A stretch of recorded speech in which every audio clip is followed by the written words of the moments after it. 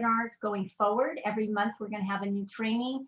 And if you're an independent matchmaker, not part of Solute Sinai, I do want to urge you to consider applying to be a matchmaker on Solute Sinai, because the ease of looking for your singles is amazing. The website is so user-friendly. It's the biggest database in the world. The support people there are terrific.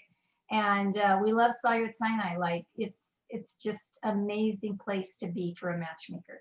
Okay, and with that, Aleeza, I turn it over to you to help us understand the topic, and then we'll take the questions.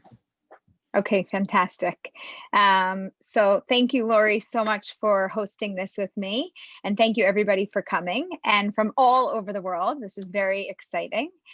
We've been running these Shadchan trainings since the beginning of the summer, and we found that people really appreciate having a place to discuss crucial topics and a place to ask questions and to hear some other inspiring stories and other kind of chutzpahdik mastermind ways of working through very difficult or challenging situations.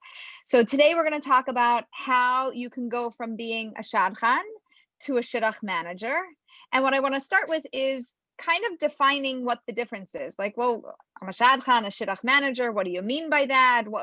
What's this whole thing about? And what is this, just a new fancy term? Like, I'm a Shadchan. It's like enough, must speak. Like, we don't have to worry about anything else. So I was speaking with somebody in Shidduchim who said it's very important that we are not just Shadchanim who just make a match. You just stick people together, you give them a little guidance, a little Aleeza here, there, and then you send them on their way. It's not enough to just do that, right? And if you're a matchmaker on Solute Sinai, or if you've been on any database, sticking people together, you can click, poof, 2 people get together and then they're on their own, and you're not super involved in the process. And as we all know, to get a shidduch from an idea to under the chuppah, it takes a lot of hand holding along the way. Now, from a lot of shadchanim, what I mostly hear is, if I'm spending my time managing people, being more of the Rav or the Rebbitzin or the support network or the therapist or the coach or whatever other hat other than Shadchan that I'm wearing, then I can't be busy setting other people up. And so how do I manage and how do I balance how much time I put into a shidduch versus how much time I need to spend making other shidduchim? So this is where it comes in to being a Shadchan or a shidduch manager. Now, if you know anything about me, you know that I work as a dating and relationship coach primarily. I did actually start out as a matchmaker on Solute Sinai many years ago.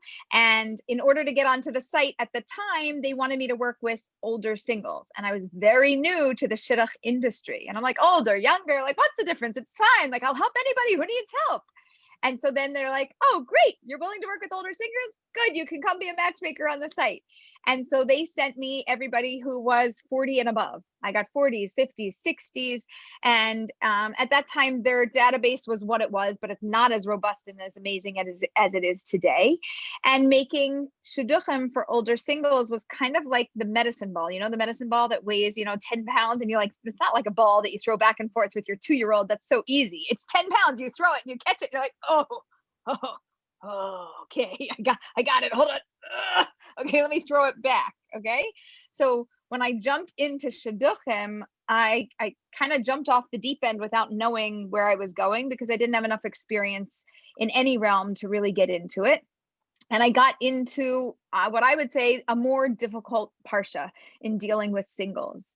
And so it helped me when you deal with, some of the most difficult things, and then you go to some of the easier, shidduch situations, or maybe younger ones, or people that are less burnt out or have had fewer experiences or more open or more responsive to your feedback. So much easier to get through the process. So once you could deal with something difficult, you could really deal with anything. So that was how I got my beginnings. And as a Shadchan, I wasn't doing a very good job of being a Shadchan, of really like setting up people over and over again and just making matches on the site, because I was very concerned about how well do I know this person?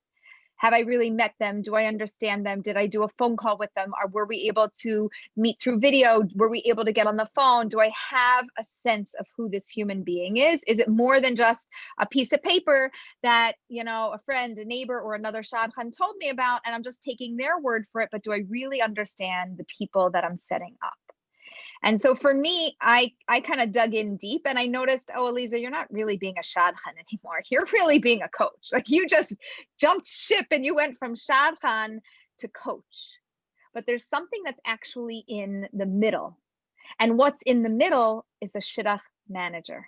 Okay. So I'm not telling you today that you need to be a coach.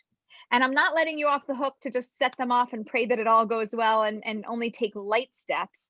But what I want to do is to introduce some light, basic coaching and relationship skills that you can use as you're working with people. And the key reason is because if you made the match, they're more likely to trust you than me or than anybody else.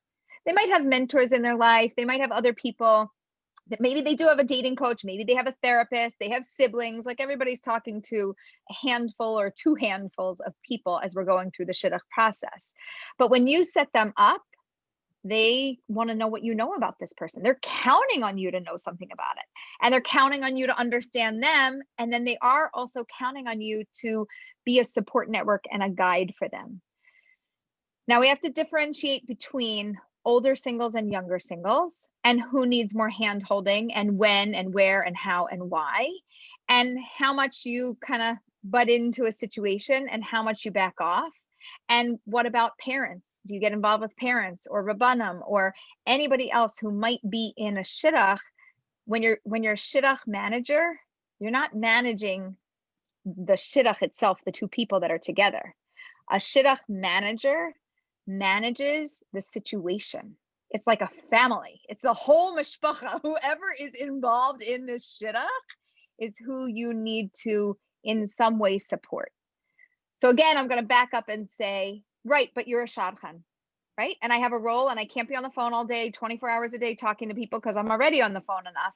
I still need to do my job as a Shadchan. I still need to take on other matches. But as a Shidduch manager, if you can't navigate something with the couple, a great thing to do in the beginning of your relationship is to set up rules of engagement, how you and I are going to navigate through any Shidduch that I might help or make for you. You're going to ask your people, who do you count on to support you and guide you through a Shidduch, right? I'm your Shadchan, I'm going to set you up.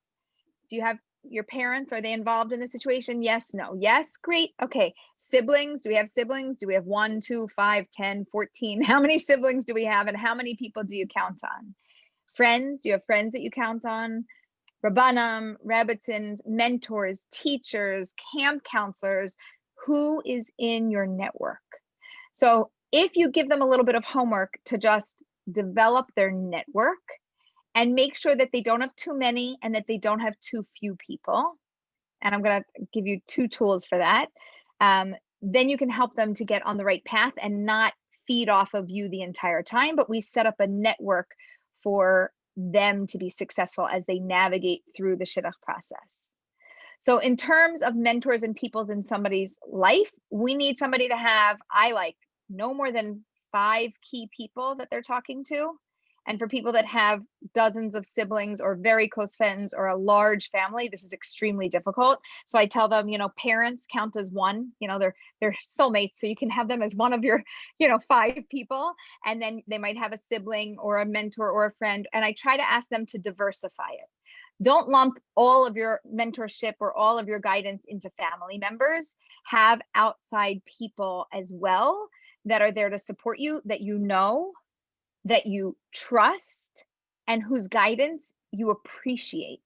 I'm not saying you like everything they have to say, but it's somebody who you're likely to listen to. Years ago, I was learning with a Rebbetzin who we learned for over a decade together, and we were very close, and we had this chavrusa, and then we also had our personal conversation, and we would get into certain things, and sometimes she would tell me, Aleeza, look, I know you well, right? Can we agree that I know you? I'm like, yeah, of course you know me. And she would tell me, I know you might not want to hear this, but I think it's important for me to share this with you. And then she'd give me advice or an idea or a thought that wasn't what I wanted to hear because she knew it, but she knew that I needed to hear it. And because I knew her and I respected her, even though I didn't want to hear it, I listened. And when you have a mentor like that in your life, you know somebody is going to be balanced when they're making a decision and they're going to have the support that they need. So again, I'm not asking you to step up and to say that, oh, you're now somebody's coach or their key mentor or their Rebbitzin or somebody who is guiding them. But I do need you to step up and set up the rules of engagement, how they work with you as a Shadchan and how you manage this situation, because not everybody knows how to gracefully manage the situation. Sometimes we're dealing with parents who are extremely involved in the situation, and you might be dealing with the parent more than you're dealing with the child. That makes a Shidduch situation extremely complicated because you're not really getting information from your client, so to speak, right? The person going out is the one that you really need to be connected to. You don't always get access to the right people. And sometimes the information that a parent gives you, you have to know it's a parent's impression of a situation, but it's not the actual impression that the dater is having of what's happening in the Shidduch situation. So again, as a manager, I don't need you to be a psychic, but I do need you to have an understanding, an intuition. I need you to think a little bit more big picture and to know that you cannot take everything at face value that people are telling you because it's not always accurate, right? A parent might not want a Shidduch to go through and they have their own reasons. And their child might be very into this and really want it. They might not have the words or the energy or the koach to push back against the parents and say, no, this is for me, right?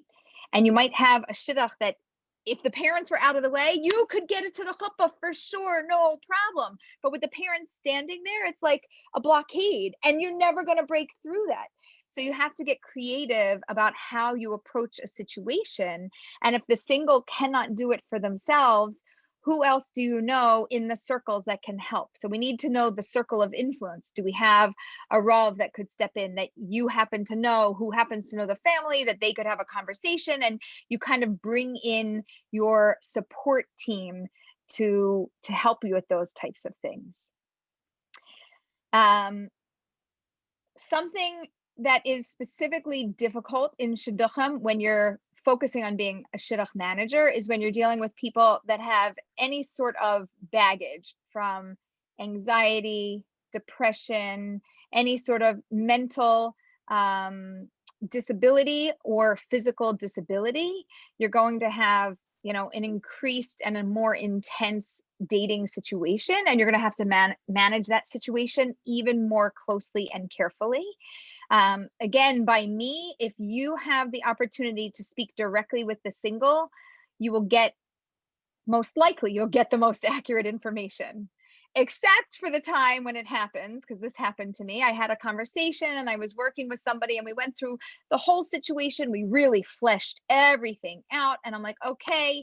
And I gave back. I did, you know, active listening where I heard everything they had to say. And then I repeated back to them, okay, so I hear that this is a difficult situation for you. You're open to this. It's not really this, that. Went through all the details, all of the points. And at the end of the conversation, the person said to me,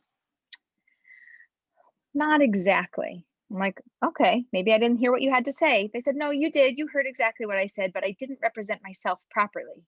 I said, okay. They said, what I told you is not exactly what I think. I said, okay, so who thinks this? You just gave me a whole saga and a whole story. They said, well, that's my mother's opinion. And I take what she says very seriously. And I think what she wants for me is the best. So I think that I should really consider that. And I said, you absolutely should consider that.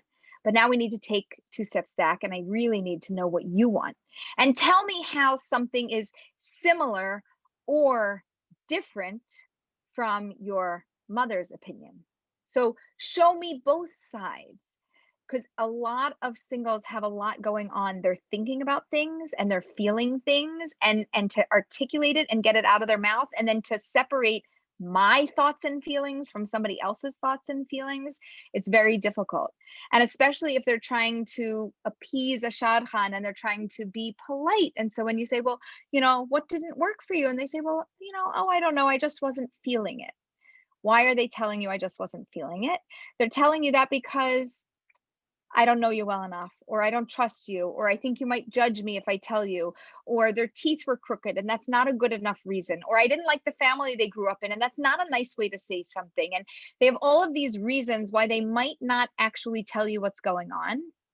But if you act as a manager, a Shidduch manager, somebody who knows that they have to navigate this entire situation as gracefully and skillfully as possible, then you're going to get curious and you're going to ask them, tell me a little bit more.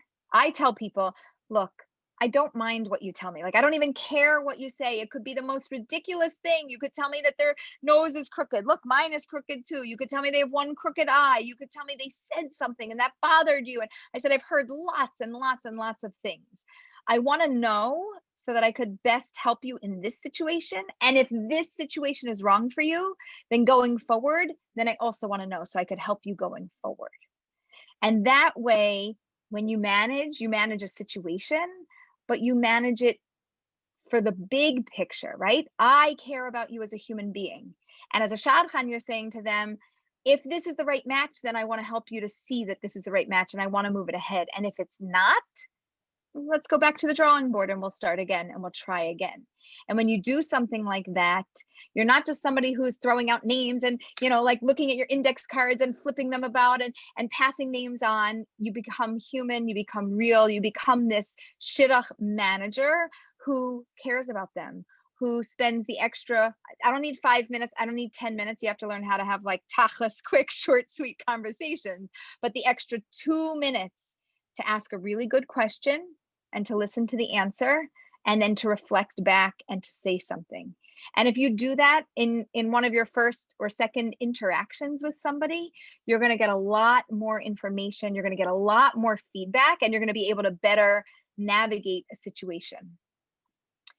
So the question is it better that I should focus more on being a Shadchan, set more people up, really like just kind of numbers game? It's a numbers game. Just keep going, going, going. Or if I want to be more of a Shidduch manager, if I want to have a handle on the whole situation a little bit better, I'm going to have to maybe cut back on that. What should I do? So I'm not going to tell you what you might think, which is, oh, you should definitely be a Shidduch manager. That's not what I'm going to tell you. I want to know what you have a knack for. I've had some Shadchanim tell me, Aleeza, here's the deal. I make matches. I set people up. I have no patience. I have no tolerance for dealing with the Shidduch situation. I can't stand it talking to the singles and it's so much and then it's not my thing. And if you tell me that, no problem. I'm still going to challenge you to be the Shidduch manager and make a Shidduch between you and somebody else who can manage the situation, right?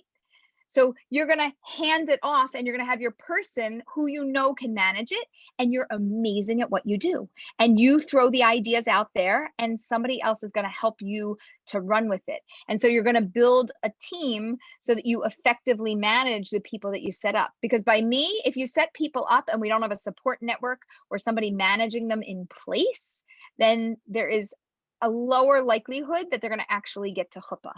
And I could tell you from having dozens and dozens of clients and talking to people and having Shadchanim refer people to me and to my team, I have a list of people. They would not, it was an amazing suggestion. It was beshert. It was truly beshert, but they were not getting to Chuppah without somebody managing the situation, without somebody, whether it was coaching or mentoring or something else. They don't always need to have a professional step in, but they need someone, they need something. And we need to create that line of continuity where it goes from you to someone if that's not your thing. If, on the other hand, you said, no, I want to do this. I like doing this part of it. I want to help manage it a little bit better. Yes. And know what you don't know and know what you don't do. Okay. So if you're not a therapist, don't play therapist. Make sure you get a therapist on your team. Ask them if they have one. Ask them if they've ever seen one. Ask them if they'd like one. If you are not, I always tell any of the men that I've worked with, I tell them, listen, I could give you lots of information, lots of advice. The one thing I can't give you is the perspective from a male point of view. I'm not a man and I never will be. So I cannot give you that point of view. I need you to have a man in your life. I need you to have somebody that you can go to who can give you advice from a man's perspective. Who's that person? And I have some men that have people in their lives, and I have other men that tell me, well, I don't really have anybody. I said, great. Before we set you up, this is what you do. You go find somebody who you can connect with and build a relationship, because we are going to need this person to get you through the Shidduch process. So what I want to kind of pull together and wrap up with is that knowing that we have a very big task at hand. Our goal is to get people under the chuppah, right? But it's not just to get them under the chuppah, because anybody can get anybody under the chuppah. It's to get the right couple under the chuppah and to make sure that they have the infrastructure and the network to support them. Because to be honest, this has nothing to do with dating. Everything that I told you, this whole network that we're building, actually has to do with marriage. Because you are going to make marriages and things are going to be great and they're going to get married and they're going to have problems. And it goes from this Shidduch manager, somebody who's managing, helping them to get people in their life to support them, to great, we got married, yay, mazel tov. And then everything kind of disappears and everything calms down. And then it's like, okay, now we have a problem. Well, what do we do? Well, I don't know. Who do we call? I don't know. If they've already done it in dating, if they're already used to the system, right? This is like a little, like, let's just get them used to the system of counting on other people in their lives and knowing who those people are right now today, because they're going to actually need those people for a lifetime. And if we set them up now, then you haven't just made a match that goes to chuppah. You've made a match that goes to 120. We know that this couple is not getting divorced and you don't have to see them second time around. And that to me is the biggest success. And that's really the big picture, big goal of what a Shidduch manager does. It puts the infrastructure in place during the dating period, but it's actually the glue that holds the marriage together.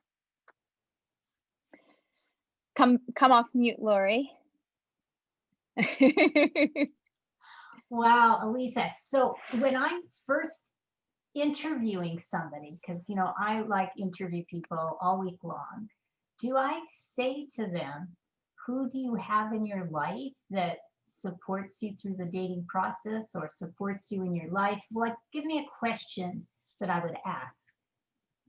I like to say, I like to tell people, I'm so happy to be here for you. And I'm so glad that we're working together. Besides me, who else in your life supports you through the Shidduch process? Who could you call if you had a question? Or if you just wanted to talk something out? Who's on your team?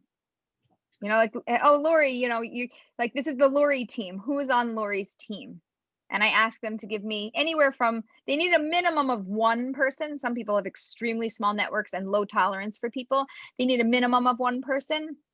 I like them to have a maximum of 5, because when they have more than 5, their head starts to swim and they just have too many people's ideas in their head. So I like them to narrow it down to 5. And for some people with large families, they're like, Aleeza, that's a joke. It's nearly impossible, just my 5 sisters and I can't even talk to anybody else. I said, yes. So narrow it down. I imagine there's a point where you ask people to not have narrow it down. Right, to narrow it down. So let's say you have a 37-year-old modern Orthodox yeshivish guy, and he tells you, I don't really have anybody. What would you say to him? We're going to hear from people who say, I don't have anybody. In the past, who have you gone to? And if they tell me nobody, then I tell them, this is a conversation. That's a red flag. If you don't have anybody that you can go to, that's a red flag in dating. Everybody needs a support network, and you're going to need it in marriage also. So we're going to build this. Before we find your soulmate, we're going to find you a Shidduch between you and your mentors. And that's the first step. Well, I guess the Lubavitchers have a really fantastic thing with having a mashpia in their life. Like, that's a thing. They have a mashpia, right, and they go to them, right, and it's a beautiful relationship. So I guess we can start to learn for that. I assume most men have a Rav if they're in the religious world. But you have to ask. You have to ask. Do you Not, go to your not, Rav? it is not, I would not assume that. I have talked to way too many people. I used to have one. When I was in yeshiva, I had one. When I was in X community, I had one. I moved since then. We haven't really kept in touch. I didn't make a new connection here, or it didn't happen for me. In the same way we make a shidduch between a couple, it's very hard to make a shidduch between a single and a mentor. It's just not so easy. So some people do lose touch with their key mentors and then they never replace them, and that's problematic. Okay. Before I get to the questions, I just want to tell everybody that Aleeza Ben Shalom, and I didn't say this in the introduction, she is a dating coach, and she is, I think, one of the best dating coaches out there. If you're working with someone that you are challenged with and they need a mentor in their life, wouldn't it be amazing to have someone on your team like Aleeza who can help get your person to open up their mind in a different way than you try to get them to open up their mind. She's a resource, and she also has a team of other coaches. Not only that, Aleeza just if you've heard of Jewish workshops, I bet you're all on Jewish workshops email list, but they offer courses on all sorts of different Jewish topics. And Aleeza just premiered one of her packages, which is how to be a dating coach. And there's a video on that explains it, and we'll send that out with the recording of this. So you'll get to hear about that, or you can contact Aleeza directly. Okay, we're going to go to the questions. I'm going to start the top so that we go in the order that you explained it. Okay, what if my match, this is from Dara Supran. What if my match is not very responsive and doesn't really want to be in touch? What can I do? Dara, do you want to say anything more on that? If I'm reading your question and you want to say out loud your question or give more details, unmute yourself. Hi. Yeah, sure. Thank you so much. Yeah, that's my question. I, in general, have a lot of trouble with matches who are not interested in like having a relationship with me, but I do like, this is something amazing that I hadn't tried from the beginning. What you spoke about just now, it's really opened my eyes. But in general, for the matches that I have had been working with all this time and had not established the relationship on this level at this point, I was wondering if you have any advice for how I can have this kind of match manager system with them if, you know, they are not, you know, super responsive. What can I do to improve the relationship? What can I do to manage the match situation given what I explained? Okay, so first of all, it's great that with all of the new people, you can introduce this concept and say, I really like to get to know the people that I'm working with. It helps me to make better matches. It helps you to get more qualified matches, and you can set that up, you know, from the get-go, which is phenomenal. If you already have people in your network and they're a little resistant and they're like, thanks, I'm good, just send me another match, send me another match. I would send an email out because you're probably not going to reach them by phone. And I would just say, you know, so lovely to be working with you. I'm so glad to be your matchmaker. I just wanted to tell you, I am now working with people and getting to know them on a more personal level. And I'm finding, and many Shadchanim, because if you don't have the experience yet, you can base it on everybody else's experience, that we have much greater success when we actually know our members and the people that we're working with on a more personal level. And I think in order to help you in the best way possible, I would love to have a short, say 15-minute intro, phone call, video, whatever, make it whatever it is, you just say a time and plan in your calendar. You're going to spend at least double or triple the amount of time with them. But just say, even if you want to say a quick 5-minute phone call, I'd really like to get to know you.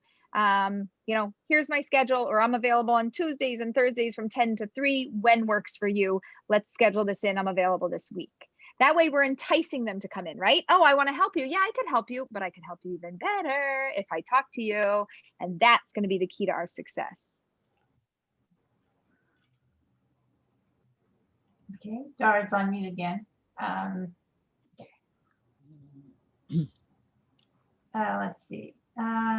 Mindy Freed, I think she said that her mic was off. Can we suggest to them that some of these people are not so appropriate, like their best friend who may not have enough experience, or a newlywed, or a sibling? Right. Yes. Great question. Phenomenal. Phenomenal. I am with you. So I like to tell people that there's friends, there's people that you know, that you love, that you trust. But in terms of making a decision for a life partner, it's ideal to choose people who are already married, who are healthfully married. I say healthfully, sometimes happily. Both of those things go hand in hand. And somebody who you would trust. If you also want to have friends, let's say outside of these key people, that's help, that can be okay as well. But if they are not married or haven't been married, it's just a very different dating relationship experience. And so I want to make sure you have, or maybe give them a minimum, say, I need you to have at least 3 people that are married on this list. And if you want to have 2 others that aren't, you could have that as well. If they have not been getting good advice from those people and you've seen it because they keep telling you, yeah, my friend, and they keep telling me, you can just say, I've noticed over our last couple of interactions that you keep mentioning a friend who gave you some advice. I'm not finding that advice to be helpful. How are you finding that? Is this helping you in your dating? Is this, getting you where you need to be? Let them do a little self-reflection, 30 seconds, not 10 minutes. This is not a therapy session, but just kind of pull it out of them. And if you would think it would be very concerning, I had a client once, and I was very concerned about the interaction that she was having with somebody who was guiding her. And I told her, I want you to know that I'm extremely concerned about you and this person and the advice that you're getting. And she basically told me, bug off, thanks, but no thanks. And I was so concerned because it wasn't like a medium concern. It was like a red flag, high alert, very, very concerning concern. I called her Rav and I said, I just want you to know, I may lose a friendship and a relationship over this, but I am this concerned, and that's why I'm calling you. And I don't know how you can have this conversation, but I need a little bit of support because she's not listening. And this is very concerning to me. And this person, did not speak to me for a period of time, 6 months to a year. She did get married, however, and then she started speaking to me again. And she did cut that mentor out of her life, but she was very unhappy that I chose, how could I go above her head and speak to her Rav? And I said, because I love you. It's because I care about you. And if I was not so concerned, I wouldn't have done anything about it. But infrequently, it's not like I have, 25 stories like this. I have very few stories like this, but the occasional time that I am that concerned about something and a relationship, then I would go beyond that person and try to find somebody who could influence them if I couldn't. Yeah. Sometimes girlfriends will sabotage another girlfriend's Shidduch. I've seen it happen. Yeah. Bad advice. I've had it happen to me, actually. I had somebody it happened to my husband, so it was really weird. This guy who I met like one time before I became BT told my husband all kinds of things about me that were not true, because my husband saw we were mutual Facebook friends, and I had literally no idea that this guy didn't thought that way of me. And it was very weird. And I realized that it's because he made advances and I rebuffed his advances. I didn't want to go out with him, and he was bitter, so he just tried to sabotage the shidduch. And my husband kind of thought it was a little bit fishy, some of the stuff that was being said, because it was very different from all the other references. He said I was autistic and all kinds of really weird stuff that I was faking being from, and it was the opposite of what everyone else was saying. So he went out with me anyway. Right, so but imagine careful. If he hadn't, that would have been right. Yeah, Right, you have to be very careful. Oh, Yeah. so you were next up, Nechama. So I think that's what you just shared. So thank you for that. That's not what I shared. Okay. What did you have a question then for Aleeza? You're on mute again. Yeah. Does it say in the chat? Then Baruch Hashem, I just dealt with a situation. Oh, no. The situation I was talking about was about, when you were talking about the parents who don't approve. I had a couple where the parents didn't approve of, the girl's parents are very overprotective, like insane. And so you know, they're very educated and, you know, like very like, you know, prestigious kind of people. And this guy was like runs a dog grooming business, you know, and like they're so similar, it's like kind of scary. And they just really got along so well. But, you know, he's not prestigious enough for the parents. And so I had to navigate this very carefully. And I said, you know, you're not marrying this guy. She would be marrying this guy. So maybe just give it a try. And, you know, by all means, feel free to say, I told you so if you don't like him. And it turns out they did like him and now they're going out. So, you know, I had to speak to the job parents. for the persist. Yeah, I good job spoke for to the the persistence. parents. I had like a Zoom group chat with the parents and her, and it was so awkward, but like I think I navigated it. And they're all like doctors and professionals and stuff, and I kind of catered to that. I was like, you know what, me too. I am also, you know, a medical professional, and I kind of like appealed to that, you know, that sensibility. Wonderful, wonderful. Great. Eleanor Burstein, do you want to speak? She is asking the question, what age of person are you talking about?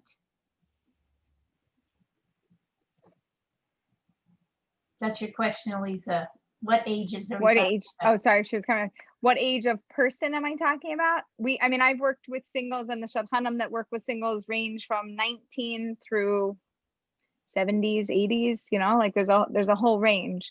So I don't think that this advice is for any one category. I think older singles need this. They might need it in a different way because they are out of families' homes. They might be second marriages. There's all sorts of things, but they still need to be managed and they still need a network, and younger singles need it as well. So it's not age dependent. Okay. Nakama had another question. The girl's parents were extremely overprotective and didn't want her going out with this guy. She had a disability and That's not a question. That's just sorry, that was just what I just said basically. Well, you did have, how do you deal with a client who has mental health issues? And oh yeah, that one. Yeah. That make it hard to match them. I find it harder than those with physical issues, because with physical issues, you know what you get, but with mental issues, you don't. Mental health issues are a difficult situation, and each one is unique. And the question is, like with physical disabilities, you see it, it's there, it's physical. So it's either they look like it or they have a certain way that they move that is different, and therefore there's something that identifies that. Mental disabilities are very different. You can't see it. You might not exactly hear it, or you might know something isn't exactly right, but you're not sure what it is until somebody tells you. And the question is, are you obligated to say something? Are you not obligated? Is it the singles job to say something? And when do they say it? And how do they say it? And all of those things. I don't have a simple answer for this, because I've had singles that have had bipolar, Asperger's, all sorts of different, you know, labels and diagnoses, and it's very complex. And some people say, look, I got Aleeza, you need to just say it up front, because I don't want to deal with anybody if they don't, you know, if they're not okay with this from the get-go, then I don't want to go out with them. And other people say, I'm going to tell them, well, I'm not going to chuppah like this. So like, if they like me by the third date, I'll say something and I'll make them aware of the situation. That's on me to do. That's not your responsibility, and that's not your job to do it. And everybody speaks to their Rav and gets the guidance that they need. So not a straightforward, I can't give you like an exact answer, because every situation is unique and different. So thank you. We have Chaya Newman. Chaya, do you want to speak? She has the $1 million question, I think, for everybody here. What happens when the couple doesn't ask for your help? They don't, a lot of them won't. So what we said a few minutes ago about setting it up that you will be there to support them is really important from the beginning. And then if you haven't done that with your couple, you know, intervening at a certain point and trying to do that is really great. Also, if we're talking about dating and kind of chunking beginning, middle, end, a lot of people need help in the beginning to get it off the ground. In the middle, some people get into a really good place very quickly. And those are the shidduchs where you could be a little bit more hands-off. They still need to have their network, but you could be more hands-off with it. It's a little bit more of an easier shidduch to manage. And some people need a lot of help getting through the second stage, because in the second stage, they're kind of almost in the first stage. They're no closer to the third stage, and they don't really know how. They're like in a little bit of a stuck place. So some couples need it a lot. And there's some couples in the very end stage, like just close to chuppah or getting to that stage. They really need support in getting through this, and you have to step back in. So it is difficult if you're navigating shidduchim now. I'm not saying write everything off that you're doing now and start fresh tomorrow, but see if you can integrate yourself a little bit more where you think it's necessary. Like, don't put your nose in just for the sake of putting it in, being like, Aleeza said I should be a shidduch manager, so I better talk to my people. Don't do it like that. If you think that the situation calls for something, try to integrate yourself into it gracefully. If it's not happening, again, being a manager doesn't mean doing the work. It means being a manager. A manager in a business, managers up here, they have all their people that are doing all the work, and everybody has tasks. So task somebody else with something to do, whether it's a family member or a Rav, or if you don't have that much connection to them, you're like, Aleeza, who am I managing? Besides the person, I have no other contact with them. Okay, so then you do have to go to the direct contact and see if you can get somebody else involved in the situation if you think that they need support. And you let them know, look, my goal is to help you figure out if it's the right person, and to have clarity, and to do it in a reasonable amount of time. We're not going to say any specific length of time, a reasonable amount of time. And I'd like to be able to support you with that. And let's come up with a way for me to help you, or to have somebody else involved to support you through this. Aleeza, if a guy has a Rav, do you think we should speak to that Rav when we're getting the shidduch off the ground, or is it enough to know that they're speaking to the Rav? It's a good question, because I have seen a lot of situations where what happens in a shidduch shifts completely based on somebody else's guidance, right? Like if a Rav leads a guy to saying no, right? He's really just going to say no, even if his heart is half in it. He might follow his Rav. Building that connection is important, and not just for that guy that you're dealing with. Like, you might deal with that Rav with another 10 guys anyway. So it's nice to establish that connection. Again, it's not always realistic, like hours and hours and hours. Everybody's like, like shidduchim, why do we have to pay, such a fee and such a thing? If you did the math between the hours that we put into shidduchim and what you might make from this, this is a labor of love, clearly. So it would be worthwhile to try to explore that. It's not always easy. It's just, There's a lot of challenges that are around it. Okay. From Miss Silver, do you want to speak? She's saying, yeah, sure. So my question is, I can just read it also. I'm dealing with two people who are speaking, who are in different countries, Canada and the US. They're both young, in their early 20s. They're super sweet. It's going very well. And they're at this stage, first they were calling, and they were very long calls. So someone advised me that they should be shorter. They were so cute. They reported back to me. We listened. They're much shorter, because it's very exhausting to have a really long call. I can't even talk to my husband for 2 hours straight. So I got it, right? And so anyway, so it's going really well. But someone told me, or a few people have said, that even when something is good and has potential, that it fizzles, that they have seen that many of them have died because it's not that real. You're seeing someone on the screen, but you're not really experiencing them in a really fleshed out way, and that I should encourage them to meet. So I'm taking that seriously. I'm actually talking to the girl tonight, and I can see that he's smitten with her, and she seems, she's interested in him. So I really want to work with that. So, but I don't have a lot of experience, and I want to know after, what is your idea about after how many times? And these are really hard times to meet. So I have to really work with that, encourage them. And so that's why I'm coming to you to ask that question. Okay. So it's a good question. After how many times should I encourage somebody to meet, especially with the distance challenges? So I don't want to give you an exact number, but at the point where it's going nicely and there seems to be a genuine connection and there's like a little spark of something happening, it's very good to get them to meet sooner rather than later, for exactly the reason you said, that it starts to fizzle out. your main situation that you're going to encounter, and I've now dealt with a handful of clients who are dealing between Canada and the US. The Canadian citizen can fly to America. The American cannot fly to Canada. Right. The Canadian citizen who flies to America can date and enjoy for as long as they want. And it doesn't matter if it's 24 hours or if it's 5 days. When they go back home, they quarantine for 2 weeks. Right. So this means now I took off time to see you. Now I flew back and now I'm in quarantine for 2 weeks. So it basically means for 3 weeks, I'm just like, I'm done.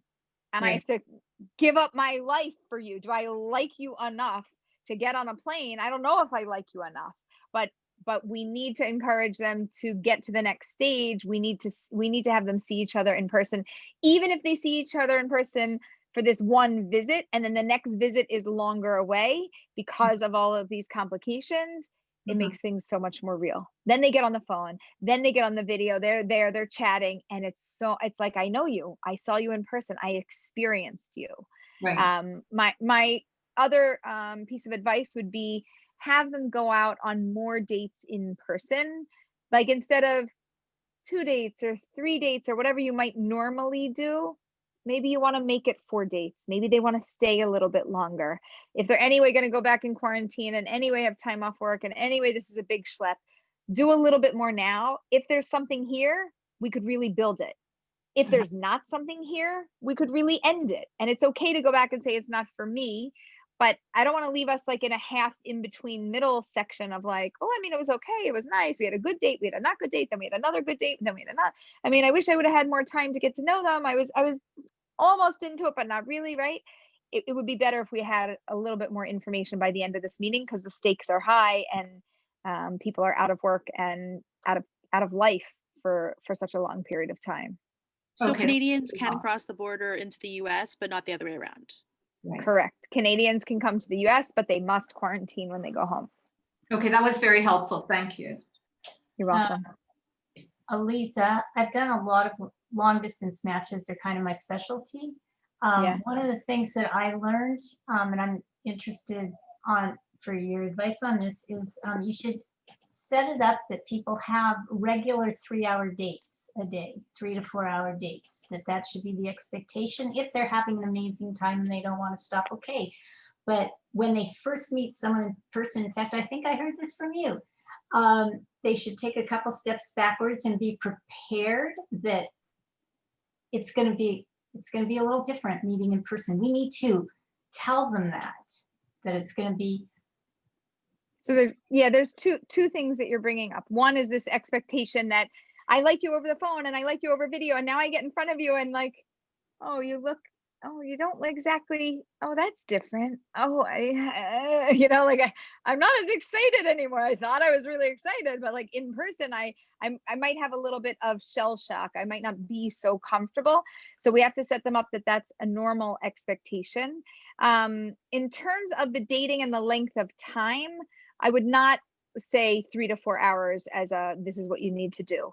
Some people have an extremely low tolerance for first time meetings. It really needs to be no more than 2 hours or 2.5 hours. And they just quick, even though we've been talking over the phone, I still need a short meeting. Other people could talk all night and you have to tell them, look, you can't have an 8-hour date. You must end it after 3 or 4 hours. Even if you're having the most magnificent time, it's too much. We need to separate it and break it up. So I can't, you have to really know your person and what their tolerance level is. And it's going to be different from the other person that you're setting them up with. And the rule of thumb is whoever has a lower tolerance, whoever cannot handle dating for as long, that's the length of time that we make the date. We don't extend them to the longer person's timeline. We decrease the longer person's timeline and say, we have to match the person who is the slowest in the relationship, who needs more time to get comfortable with it. That's the pace that we actually go at. Okay. Very good. Okay, we have more questions. At what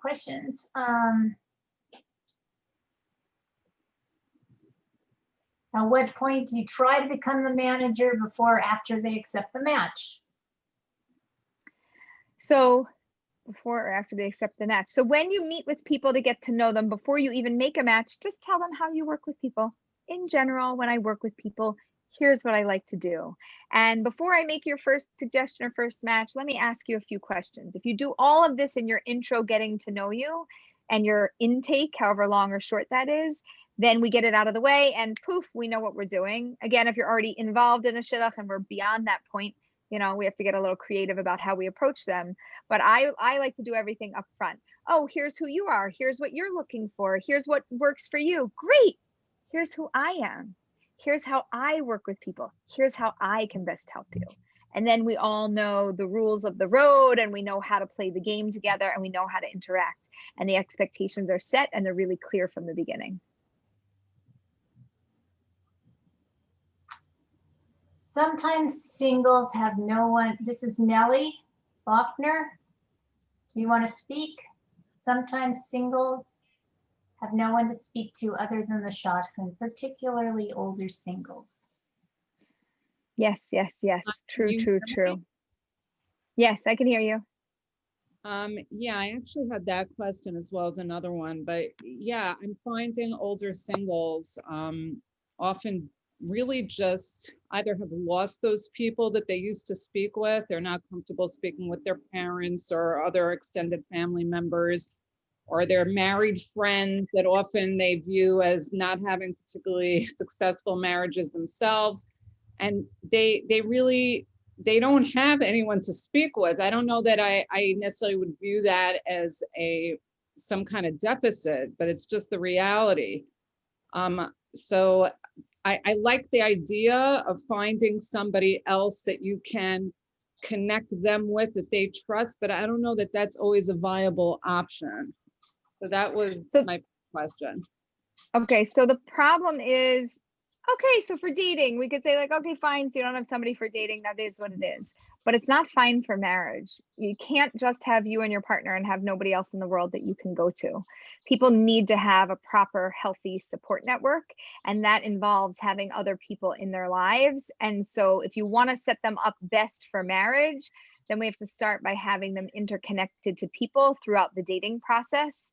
And it needs to be, even if they don't have it, or they don't want it, or they don't like it, or this is difficult for them, if they want to be in a relationship with somebody else, this is the best opportunity for this relationship to thrive if they have mentorship and support and other people that they can count on, because there's going to be a time in their life where they can't go to their partner for something and they need somebody else and they won't have it. So by me, it's like no point in setting them up, because your relationship down the road isn't going to make it. You're not living a life alone. It's not how we do it. We live our lives with our partners, we live our lives with our communities, and we are interconnected. We, the Jewish people, live like this. That's why Corona is so difficult for us. Everything we do, we're always doing together. We're celebrating, we're connecting, we're talking, we're schmoozing, we're having kavrusas and learning. And there's just so many things that we do together.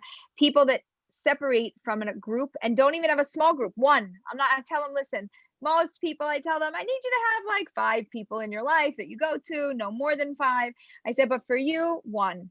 I need 1 person. If you don't have that 1 person, it's going to be very difficult to help you with the matchmaking process, and for that to be a successful process, not just for dating, but long-term for marriage as well.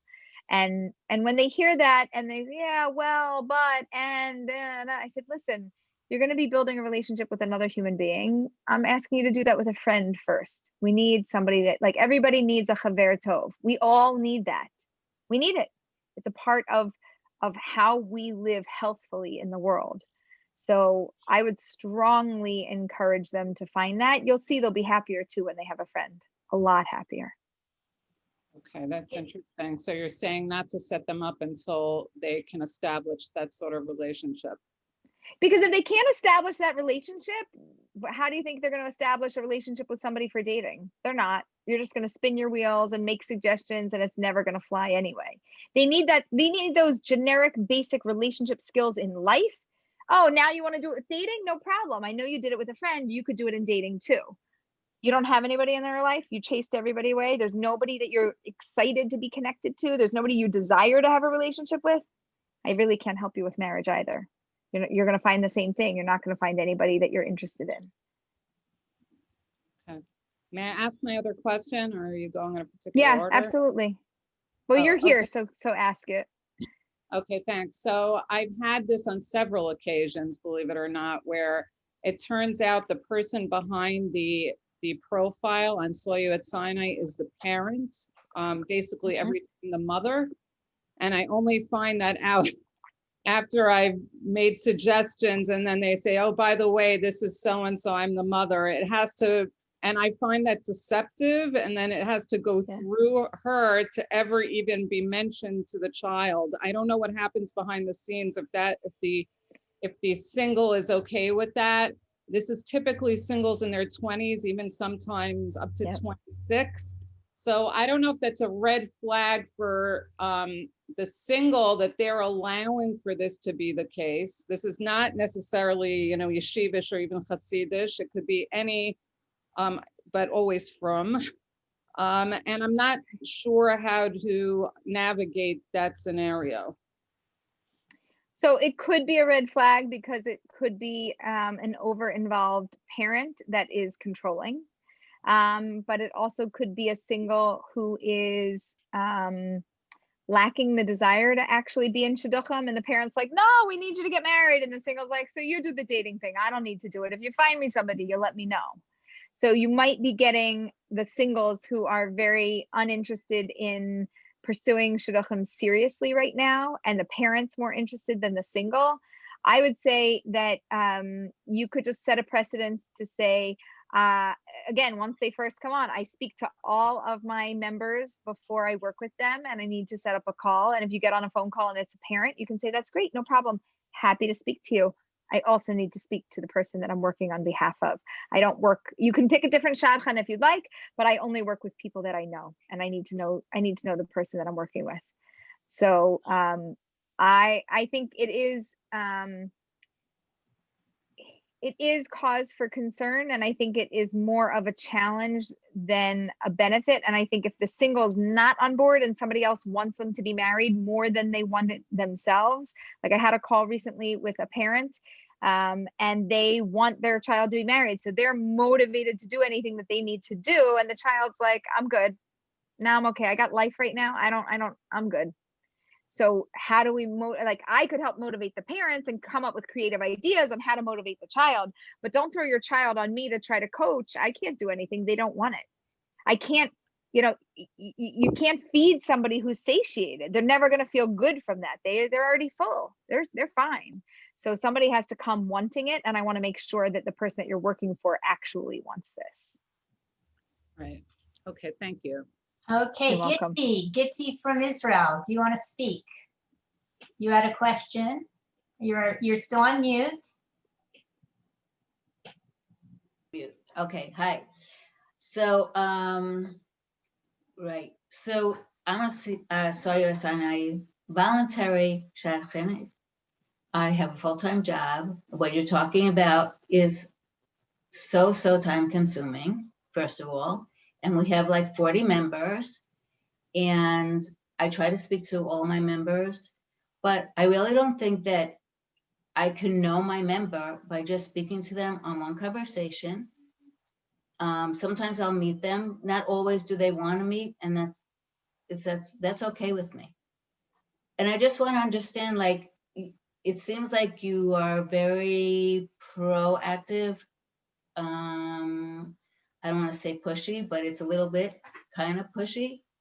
And I think it's kind of presumptuous sometimes. Like, why? I don't know my member. I don't know her references or his references. I don't call the references. So I leave that to the members or whoever they designate to do that. And I don't think, I don't really see why I could push any kind of thing based on some form that they filled out and a conversation that I had with them or a meeting that I had with them. Even if it's a short meeting, I mean, I don't know that person at all. So who am I to say that this is a great match? I can see on the form, okay, they all match up. All the little categories match up and their interests are good and whatever. So yeah, it's a starting point, but I don't see how I could actually, I don't see really why it's correct to do that. So for you, you're working as a professional, you have a job. This is kind of a side hustle job where you do all of the work, but you probably do not get all of the payment and the benefits that you get when you actually work. It's a chesed. It's a tremendous chesed.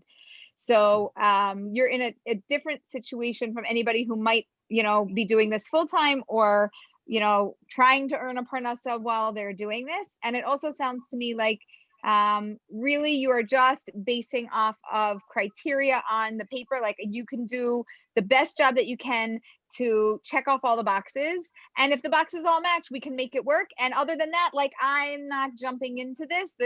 I'm going to be the Shadchan that makes the match. And then I need to have anybody else in their lives manage it. You can have something where your members know from you, look, here's my expectations as a Shadchan, right? I'm not going to hold your hand through this Shidduch, but you need somebody holding your hand. So my question to you is, to your member, who are you having to hold your hand through the Shidduch process? Because I'm the Shadchan who makes the match, but I'm not going to carry you through it, right? Sometimes I get a call as a coach and the single says to me, yeah, I got a match from Salyut Sinai. I said, great. Well, did you talk to the matchmaker? And they go, no. Did you ever talk to the matchmaker? No. Do you know the matchmaker? No. Do they know you? No. I've never had an email. I've never had a phone call. I signed up, I put the name there and they search and they send me things. I said, well, how accurate is it? And they're like, I mean, they don't really know me. How accurate could it be? But they do a good job of sending. And so I'm in charge of sifting through it and I figure it out. And then I have to progress it. But when we hit a road bump and I can't get the person on the phone or they're unresponsive or we go out and it's okay, but then like there's no Shadchan, so there's nobody managing it. So we can't get the energy and the ball rolling and going. What do I do about it? So then, if they come to me, then I can help them to build that network.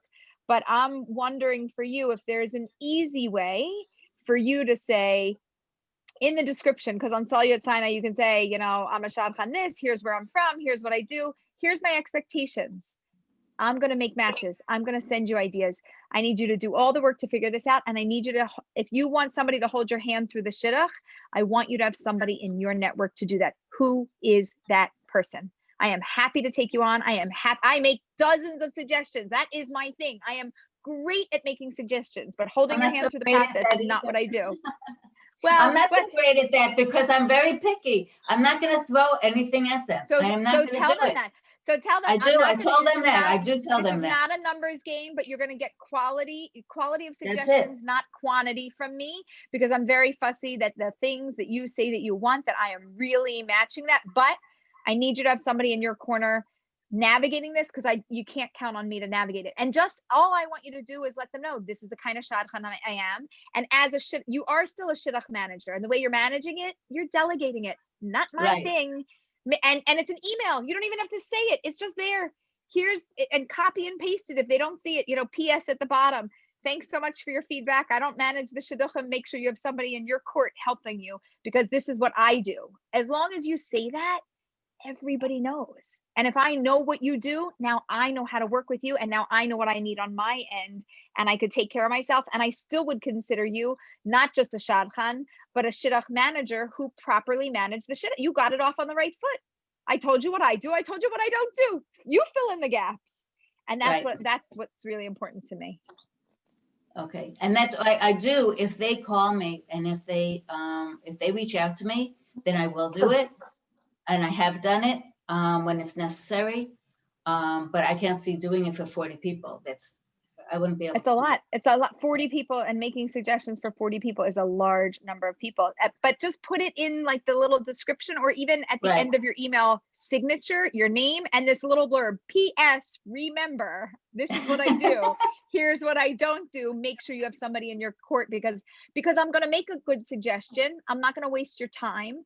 But I need you to make sure that you follow through with it to the best of your ability because like it's chaval that you should make a good suggestion and they click of a button, they say no. They didn't look into it. They didn't like chaval that you spent all those hours to do that. And they didn't have the right mentor guiding them on their end. So that's part of it's going to help you do your job better, which is why I suggest doing things like this. That's good. Yeah. Great. Thank you. Aleeza, can you hear?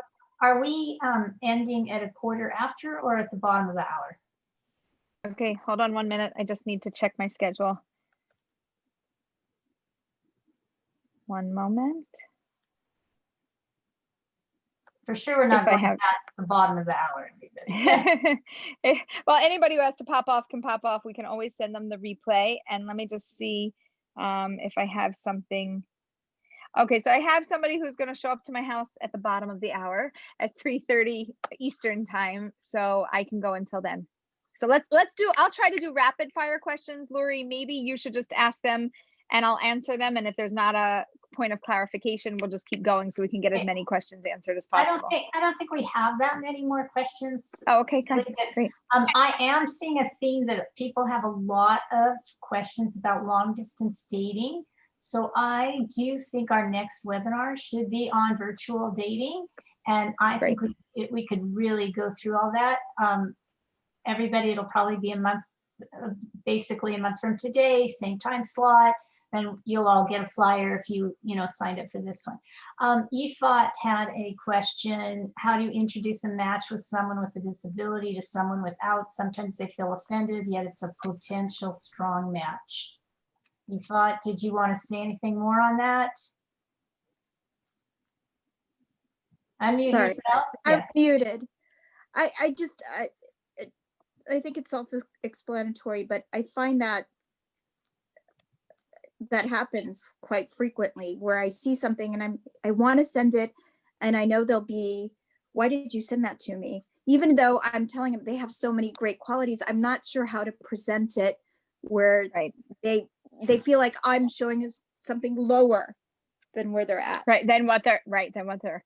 So I have a matchmaker that I've been collaborating with, and she has a client who's a deaf client and fully deaf, really like lip reading and sign language. And if he's on a date, he has an interpreter. And so, the way that she does it is she very much holds hands on both ends. And she says, listen, I want to let you know that I have an amazing client to introduce you to, and here's all the amazing qualities. And, everybody has their good and their other, right? So like, this is the stuff that I love about my client. Here's another piece of information. I don't call it bad. It's just different. Here's the piece of information. This person is deaf. They do use sign language, and there will be communication challenges that you may have. And here's why I thought of this person for you. And I think that this is a very interesting match. Maybe you don't want to say it's a good match. Maybe you don't want to say it's I think that this is an interesting match. And here's why I would like you to consider meeting with this person. Now I just explained everything. I told you the good. I told you the other. I'm not hiding anything. I can't hide it. It's not something that I'm just going to pass on a match introduction online without giving a pre-story, right? I have to explain going into this. It's not like, let me send it and then I'll follow up. It's no. Let me tell you something. Okay, now let me send you the resume. And you might not even want to send a full resume. You might want to pull bits and pieces from it. And this takes time to craft an email that says specifically who or what or why, or to get on the phone and to say, I have an interesting match and here's why I thought of you. But if you come to them sincerely and genuinely, I think that goes a long way. And to say, really normally, obviously, I'm not really looking for a client who is like this, who is deaf.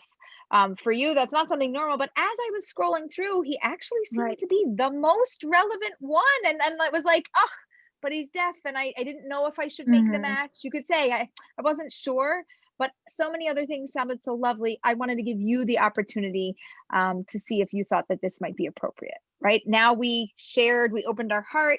Now we put it back in their laps and we were sincere and genuine. If they are open to it, they'll say yes. If they're not, then we move on. That sounds good. But on Saw You at Sinai, where it's online, that's not the format. The format is you send them the match, so they they see everything, every detail. Like the first thing they see is the negative if it's under disability or in the you used to be able to pre-send an email. You can write. I guess maybe that's what you're saying is when I send it to write a little personal message. And if you're setting this same deaf person, or I'm giving that as an example, them up more than once, copy and paste, save that. Use it for the next Okay. person too. It's the same thing. And Okay. you just fill in the blanks of like, here's everything about them. Don't recreate the wheel every time. But for you, I thought it was like this and this. For you, these are the things you had in common. So you can switch that line, but everything else can be like a standard form of how I would explain bringing this person and introducing them to somebody. And I would maybe send that email before you send the match and say, and I'd like to send that along. I just wanted to get a little feedback beforehand. You Yeah. know, would you be open to that? I think that that's a really respectful and engaging way to get them to agree.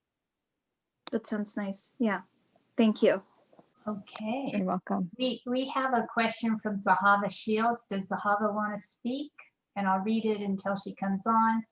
If she comes on, what if you're working on a match with someone else and they're the point person with one side of the match and they're just acting as a shadchan but have no interest in being a match manager and don't want to follow up with the single they have set up, but don't want you to be in touch with the single either? Hi. Right? Yeah, hi. Yes, I know exactly what you're talking about. It's so frustrating. I'm working with a group of people. I have a situation where I'm working with a group of matchmakers, but they're not like, I mean, I'm not professional either, but neither are they, but they will take people who they don't really know so well. They'll be comfortable enough to send the email out, but they don't want to then say, so how did it go? What do you think? And ask them personal questions. And when they do ask, how did it go? And they just get, it was okay, we might talk again. They don't want to delve more into what was good, what was not, and try to give some advice. But when I ask if I can be involved, they say, oh, well, I don't know them so well, so I don't really feel comfortable passing them on to you, kind of thing. Right. So I think in that case, I would start from the beginning, or maybe just have a group meeting and just say, here's how I like to work with people. Same way that we do it with the singles, we do it with other matchmakers. When we're involved in a shidduch, if you're not comfortable speaking to them, then I will, because I'm happy to speak to them. And this is the way that I work with them, because we're going to get the most success from matches. And if you're not open to that, then I might not be a good person for you to collaborate with. And then either they can just run the match, or maybe they're just going to fully hand it over to you and say, you know what, I don't need to be involved. You just run it, you contact them and try to get it going. But I would just tell everybody, here's how I like to work with people, because this is the way that I get the best results. And that's what we all want, that a person should have clarity, marry the right person, and stop dating the wrong person. So that's what I would tell you to do. Thank you. Yeah, absolutely. I just want to share some of my experience with getting feedback from the first date, if I may. And that is my leading question generally is, what did you like about the other person? And because people will generally tend to tell you the things they didn't like. So always ask first, what did you like? And they'll start thinking and getting clarity about what they did like. It's just a really, really important question to lead with the positive. And then when you do hear negative, but they're willing to go out on a second date, don't tell the negatives to the other side. I kind of blew that in the beginning of my matchmaking career. So you just don't want to pass on anything negative. And that's just a little tip to take home with you to your shidduch group. Thank you. Okay, and Aleeza might have some follow-up for that on what to follow up after the first date. Right, well, it depends. There's a lot of different ways to follow up, and who follows up and when and how. For sure, following up with the good. I also do like to say, like, this good and other, like, what did you like? What worked for you? Anything that, is on your mind, or anything else, or any other thoughts or concerns, or anything in that category, or are we pretty neutral? Because I want them to have a place to let it out. Sometimes people hold things in, and then they hold it in, and then it festers, and then it bothers, and then it bothers. But if they say it to me, I'm like, oh, good, great. Let's keep an eye on that, whatever that thing is, on the next date. Right now I'm promoting a next date, even though we have a situation over here. I am promoting, we're going to be going out again, and we're going to keep an eye on that thing over there that you just mentioned to me. So it just keeps everybody in a very comfortable position. They're like, oh yeah, I could go out again if I don't have to 100% deal with, deal with this alone, and I'm not hiding it. I'm not pretending I'm fine with it. No pretending. You're not fine with it, and that's fine. And you should still go out again. Great. And then let's see how it goes after a second date or a third date or a fourth date. And write down Aleeza's saying, when in doubt, keep going out. Yep. When in doubt, go out, or date them till you hate them. Okay. Really, I don't think we have any more questions unless anybody wanted. Can you hear me? Can you? Yes. Yes? Go ahead. Yes. Zelda. Okay, my picture is not on. I didn't put the video on. This is Zelda Cutler calling. I have a question. What do you do when the person just, you think it's a really good possibility, but the person won't even give it a chance because he looks at the picture and he says, it's not for me. Or the woman will say, he's not for me. And they won't give it a chance. And not everybody is photogenic. And there's some people that have a charisma in person, but they just don't photograph well. So I have a problem trying to get people to go out for the first time because of the picture. And sometimes in fact, recently I told one guy he was turned down by 2 women because they didn't like his picture. And I didn't like it either. And P.S. I pushed for him to get more pictures, and he did. And the next person I set him up with, she accepted. So, but usually Makes a big I'm not difference. so successful to get them to go out and get pictures taken because, and another thing, they have pictures of themselves with sunglasses on. Our eyes are the most expressive part of the body. So why present yourself with not showing your eyes? So I always tell them, take some pictures, forget about the sunglasses. But the main thing is just to get them to go, number one, to get them to go out, even though they don't like the picture. Okay. So the first answer you're not going to like, but you're not going to have a lot of success in getting people to go out if they don't like the picture. You could, nudge a little, oh, they're prettier in person. You could try that. But most people have been fed that line. They show up in person and they're like, nope, they're not any prettier in person. I knew it was going to be just like that. And so a lot of people are not going to buy into that line of thinking. I would recommend a couple things. Number one, what you did is fantastic. Hey, let's get you some new photos because these photos are not getting you yeses. I'd like to see if we do, a test. Let's do a beta test and see if these new photos are going to help you. For people that you can't get that done, I would tell other people, listen, these photos are not working to your advantage. So I'm going to make introductions, but not show them your photo. I'm just going to tell them about you. Now, the likelihood of you getting a yes with no photo is extremely low, but we already have all no's anyway. So the photo is not helping us. That may motivate them to get a better photo. If you tell them that you're not going to actually show any photo and you're just going to tell them about somebody, and vice versa. By the way, since you don't have a photo that I'm going to show somebody, I'm not showing you their photo either. So you both just have to say yes based on, what I tell you. That's another source of motivation. And the third way to do it, just went out of my head. I had 3 things on this. I usually ask people, what is your look, right? What photo would you want me to send you? What does that, you have a vision in your head and I can't see it. Could you please describe it to me so that I understand what you're looking for? You have to reassure somebody you're not going to judge them and you're not going to tell them that they shouldn't like what they like. You are just going to listen. And then you can say, great, now I understand. This is what you're looking for. You repeat it back to them. And then they can say, yeah, that's what I'm looking for. And you can say, okay, I'm going to try to look for that. Now, since you already had that conversation, you can go back to them the next time you want to make a suggestion and you can say, listen, you're looking for this. I know what you're looking for.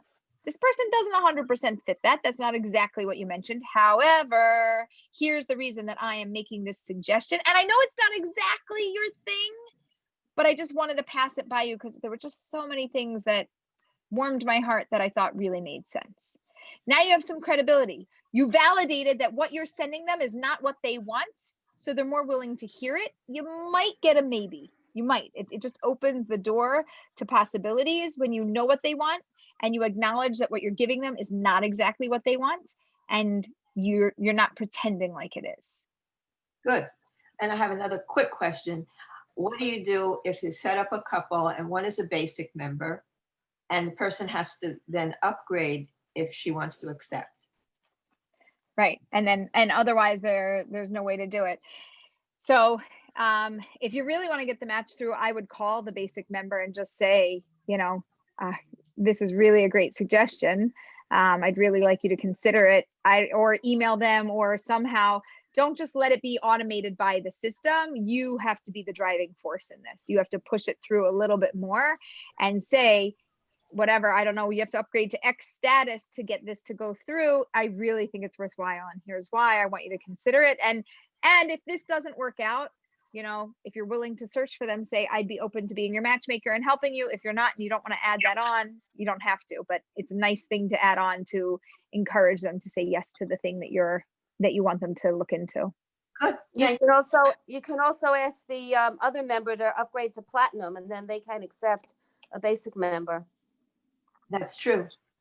Thank you so Great, much. thank you.